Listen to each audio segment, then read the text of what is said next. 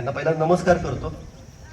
खरं तर एक अवघड काम आहे की 33 वर्षाचा जो कालखंड आहे तो फक्त 2 मिनिटात तुमच्या पुढे मांडायचा आहे. तर आता मी बाकी सगळ्यांना माहित आहे सर कोण आहेत काय, मी आता फक्त तुमच्यासाठी बोलतो, लहान मुलांसाठी. तर फक्त एक काम करायचं सगळ्यांनी, पहिल्यांदा ताड बसा बघू सगळ्यांनी. अरे वा छान. आणि हातात दगड वगैरे काही घेऊ नका, दगड इथं जर राहणार आहेत आहे की नाही. तुम्ही जर ह्या कार्यक्रमात काय ऐकलं ते जर तुम्ही मनात घेतलं तर नक्की मात्र तुम्ही हे जे दिदी दादा बसले त्यांच्यासारखं तुम्ही पण वर येऊन बसाल आहे की नाही. त्यासाठी एक 5 मिनिटं हा कार्यक्रम मन लावून ऐका अगोदर, कारण कुठलं व्यक्तिमत्व तुमच्यातनं चाललंय हे जर एकदा तुम्हाला कळावं तेव्हा पहिल्यांदाच क्षमा मागतो किंवा म्हणून जरा झाला तर उशीर होईल, मी हे करतोय. तर आता तुम्हाला विचारतो, सांगा की मुख्यमंत्र्यांचा कालावधी किती असतो रे, कार्यकाल किती असतो मुलं सांगा. किती वर्षासाठी मुख्यमंत्री काम करतात? 5 वर्षासाठी करतात ना, बरोबर आहे. बरं, प्रधानमंत्री किती वर्षासाठी काम करतो? 5 वर्ष, बरोबर आहे. सगळ्यात आपल्या देशाचं सर्वोच्च पद असणारं कुठलं पद आहे सगळ्यात सर्वोच्च पद? राष्ट्रपती आहे का नाही. त्यांचा कालखंड किती असतो कार्यकाल? त्यांचा पण 5 आहे, बरोबर आहे. 5 वर्षानंतर रिटायर होतात आणि त्यानंतर त्यांच्याकडे कोणतेही अधिकार राहत नाही, ते माजी होतात, बरोबर आहे. फक्त या जगामध्ये अशी 2च पदं आहेत जी कधीही रिटायर होत नाही. सगळ्यात महत्वाचं एक म्हणजे तुम्हाला जिने जन्म दिला ती तुमची आई. आई कधी रिटायर होते का? नाही, आई कधीच रिटायर होत नाही. आणि सगळ्यात महत्वाचं तुम्हाला ज्यांनी ज्ञान दिलं ते गुरु कधी रिटायर होत नाही. म्हणजे आज जरी हा सरांच्या रिटायरमेंटचा कार्यक्रम असला तर सर काही रिटायर होणार नाही, तर असंच फक्त कागदोपत्री रिटायर होत नाही. तुम्ही कधीही जा त्यांच्याकडे, तुम्हाला ते नक्की मार्गदर्शन करतील, कारण गुरु कधी रिटायर होत नाही. आणि म्हणून जो काही श्लोक आहे, गुरुवर ब्रह्मा गुरुर विष्णू गुरुर देव महेश्वरा, आणि गुरु साक्षात परब्रह्म, देवाच्या वरती सुद्धा स्थान देवा गुरुला दिलेलं आहे. तर असा हा गुरु जो तुमच्यातनं आता जरा रजा घेतोय तो काय होतं हे फक्त तुम्हाला मी थोडक्यात सांगतो. हे गुरु सर एक उत्तम शिक्षक तर होतेच, तुम्हाला माहिती आहे सगळ्यांना की इंग्रजी उत्तम शिकवायचे आणि नुसत्याच शिकवायचे नाही तर ते वेगवेगळे प्रयोग करायचे. म्हणजे मला आठवतंय मी जवळजवळ 20 वर्षापूर्वी या शाळेमध्ये होतो, तर वेगवेगळे उपक्रम सतत गुरु सर राबवायचे. म्हणजे इंग्लिश वाचता यावं यासाठी सकाळी 10 वाजता आम्हाला बोलवून ते इथं झाडांच्या खाली बसायला लावायचे आणि वाचायला लावायचे. 11 शाळा सुरू व्हायची पण 1 तास अगोदर आमचं वाचन घ्यायचे. त्यानंतर वोकॅब्युलरी वाढावी म्हणून आमच्याकडून स्पेलिंग पाठ करून घ्यायचे. हे तर तुम्हाला माहित आहे. पण ह्या झाला गुरु सरांच्या व्यक्तिमत्वाचा एक भाग. हे सोडून सुद्धा त्यांच्या व्यक्तिमत्वाला भरपूर पैलू आहेत. त्यातला दुसरा महत्वाचा पैलू म्हणजे गुरु सर फार मोठे वाचक आहेत. वाचक आता तुम्हाला माहित नसेल की बाबा तुम्हाला वाटतं की फक्त मराठी पुस्तकं वाचायची, नाही तर सरांचं जे काही वाचन आहे ते मराठी आहे, हिंदी आहे, इंग्रजी आहे, अशा वेगवेगळ्या विषयांच्या मध्ये सरांचं वाचन सतत निरंतर चालू आहे. असं भरपूर वाचन करणारे शिक्षक आहे. म्हणजे मला वाचनाची आवड आहे म्हटलं, सर मला काय करायचंय, अरे भाई ओबीसी वाच किंवा नॉट विदाउट माय डॉटर वाच, असं ते स्वतःहून मला शिकवायचे. तर गुरु सर फार मोठे वाचक आहेत, हे कदाचित तुम्हाला माहित नसेल. मराठी हिंदीतले कविता कादंबऱ्या अगदी सरांच्या तोंडपाठ आहेत असं म्हटलं तरी काय अर्थ होणार नाही.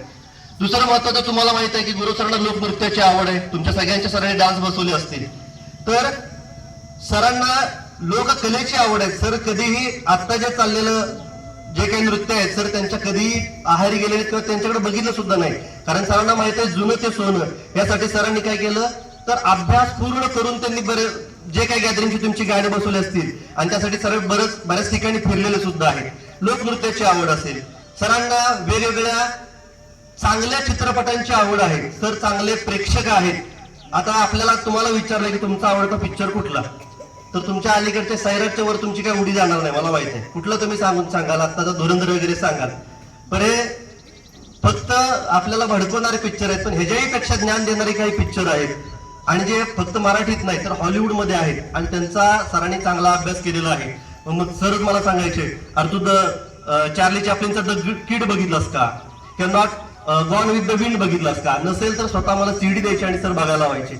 तर असं एक चांगले प्रेक्षक सुद्धा आहेत. असं भरपूर पैलू आहेत. फक्त माझा आणि त्यांचा सूर जुळायचा एक पैलू आणि तो म्हणजे नाटक. आता सगळ्यात महत्वाचं, ज्यावेळेला आम्ही 4थीला होतो फार वर्षांच्या पूर्वी, त्यावेळेला मराठी शाळेमध्ये होतो आणि स्पर्धा होती जिल्हास्तरीय नाटकांची. आणि आमच्या ज्या बाई होत्या त्यांना नाटकातलं एवढं फारसं कळत नव्हतं. तर त्यावेळेला माझे वडील आणि सरांनी एक नाटक बसवलेलं, त्याचं नाव होतं स्वातंत्र्याची परवड. याच्यामध्ये मी भगतसिंगांचं काम केलं. तर मराठी शाळा बुरुंगवाड्याची, सर हायस्कूलमध्ये कामाला, आणि कुठं रात्रभर जागायचं असं कधी सरांनी विचार केलाय ती माझी शाळा नाही. जवळजवळ 1 ते 1.5 महिना सर स्वतः रात्री 11 12 वाजेपर्यंत आमचं स्वातंत्र्याचं पर्वत नावाचं नाटक बसवलं आणि नुसतंच बसवलं नाही तर ते जिल्ह्यात गाजवलं. कारण जिल्ह्यात त्या वर्षी आमच्या नाटकाचा प्रथम क्रमांक आलता आणि तो सरांच्या योगदानामुळे आलता. आणि तिथनं पुढे काय होत गेलं तर एक नाटकाचं बीज माझ्यात पेरलं गेलं. आणि त्यानंतर मी वाट बघत होतो की कधी मी एकदा हायस्कूलला जातोय. आणि हायस्कूलला गेल्यानंतर मला वाट बघत होतं की सर माझे कधी वर्ग शिक्षक होत आहेत. कारण सर ज्या वर्गाचे वर्ग शिक्षक होतात त्यांचं ते नाटक बसवायचे. आणि त्यावेळेला बापू पण होते आणि त्यावेळेला सुद्धा सरांनी एक नाटक बसवलेलं ज्याचं नाव होतं उतारा. आणि ते सुद्धा असंच नाटक एवढं छान गाजलं, त्याचाही जिल्हास्तरीयमध्ये पहिला क्रमांक आला. आणि इथनं पुढे महत्वाचं काय झालं तर त्या नाटकाची एवढी चर्चा झाली की सरांच्या त्या एका प्रयत्नांच्या मुळे आमचं नाव झालं. आणि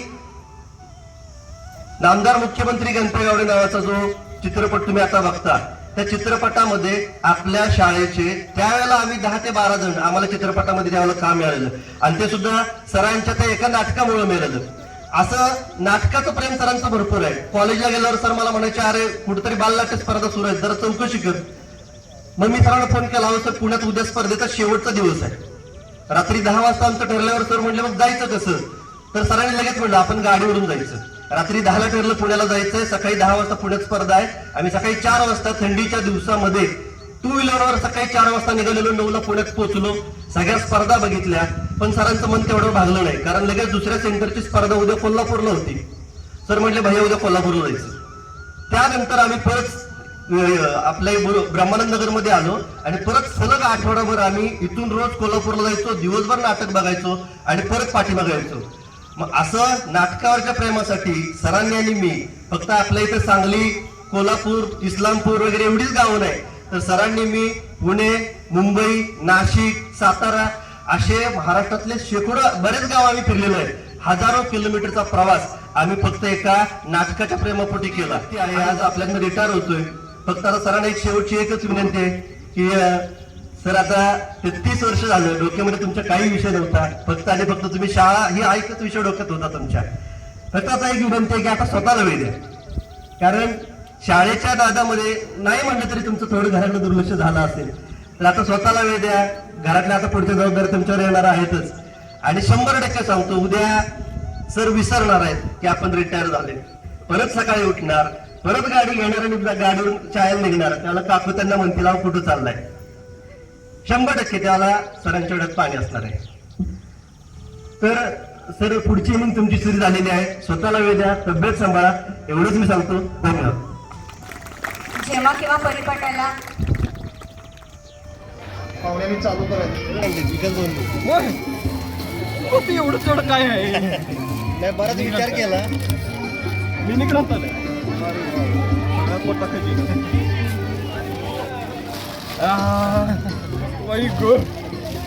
जीवनाची शिदोरी जाणते तुम्ही